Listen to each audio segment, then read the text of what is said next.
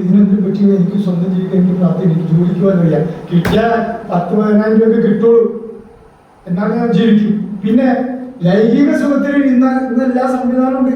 ഒരു കുടുംബം, മക്കള് എന്നുള്ളൊരു ചിന്ത ഇന്നത്തെ തലമുറക്കില്ല.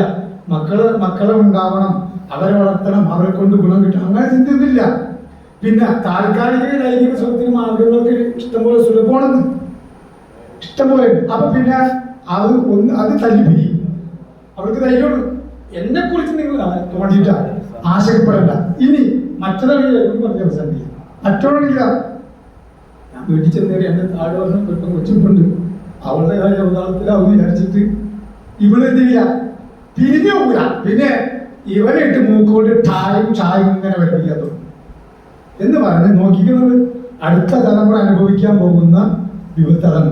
പെൺകുട്ടികൾ അവർക്ക് വേണ്ട, ആൺകുട്ടികൾ പെൺകുട്ടികളെ കണ്ടെത്തിയേക്കല്ല, പിന്നെ പെൺകുട്ടികൾ ആൺകുട്ടികളെ കണ്ടെത്തിയേക്കുന്നത്. അതുകൊണ്ടാണ് നമ്മുടെ കൂട്ടത്തിൽ ചില സാധുക്കൾക്ക് പെണ്ണിട്ടാത്ത വളരെ സങ്കീർണമാണ്. ഇതൊക്കെ മലയാളികൾ ചർച്ച ചെയ്യപ്പെടുന്ന തന്നെയാണ് എൻ്റെ അഭിപ്രായം. അവർക്ക് പ്രത്യേകിച്ച് പെൺകുട്ടികൾ വിളിച്ചിട്ട് പ്രത്യേക ക്ലാസ് കൊടുക്കണം. ഒരു ഭദ്രമായ ഒരു ശാശ്വതമായി നിലനിൽക്കുന്ന കുടുംബജീവിതം കിട്ടൂല എന്നുള്ളതാണ് വസ്തുത. ഒരു പെൺകൊച്ചി, ഒരു രക്ഷിതാവ് ഒന്നുകൊണ്ട് കല്യാണം ഉണ്ടാവണില്ല, കല്യാണത്തിന് സമ്മതിക്കല്ല, ഉസ്താദൊന്ന് സംസാരിക്കുന്നു, സംസാരിക്കാം. അങ്ങനെ കുട്ടിയായിട്ട് സംസാരിച്ച് നോക്കുമ്പോൾ ലാസ്റ്റ് ചെക്കനെ കൂടിയിട്ട്, അപ്പൊ ചെക്കൻ മുമ്പിൽ വാസിക്കും കുറ്റി ഇതൊക്കെ ചെയ്യുന്നത് വേറെ ആണ്. അപ്പൊ ഞാനിത് പറഞ്ഞപ്പോ പെൺകുച്ചി പറഞ്ഞ എന്നെ ഭയങ്കര കെയറിങ്ങാണ്. അപ്പൊ ഞാൻ ചെറിയ കെയറിങ്, ഞാൻ എപ്പോ വിളിച്ചാലും ഫോൺ എടുക്കും, എപ്പോ വിളിച്ചാലും ഫോൺ എടുക്കും. അവൾ കെയറിങ്ങിന് അടിവരയിട്ടതാണ്. എപ്പോ വിളിച്ചാലും ഫോൺ എടുക്കും, എനിക്ക് എന്തും വാങ്ങിച്ചു തരും എന്ന് പറഞ്ഞാൽ കാലിന്റെ കാൽമുട്ടിന്റെ പൊക്കലിന്റെ ഇടയിലൂടെ കിട്ടിക്കഴിഞ്ഞാൽ അവന്റെ വെളിയിലേക്ക് പോകും. അത് ഈ സാധനത്തിന്റെ അറിയില്ല, ഈ പെൺകുട്ടി കയറൂല.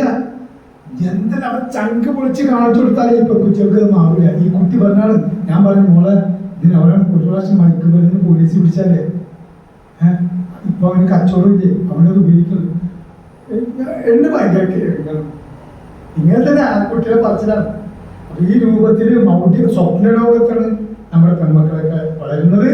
ഇതിൽ ഉസ്താദന്മാർക്ക് ഉത്തരവാദിത്വമുണ്ട്, മാലിന്യ സാരികൾക്കും ഉത്തരവാദിത്വമുണ്ടെന്ന് എന്നോടും നിങ്ങളോടും പറഞ്ഞുകൊണ്ട് സ്ഥലം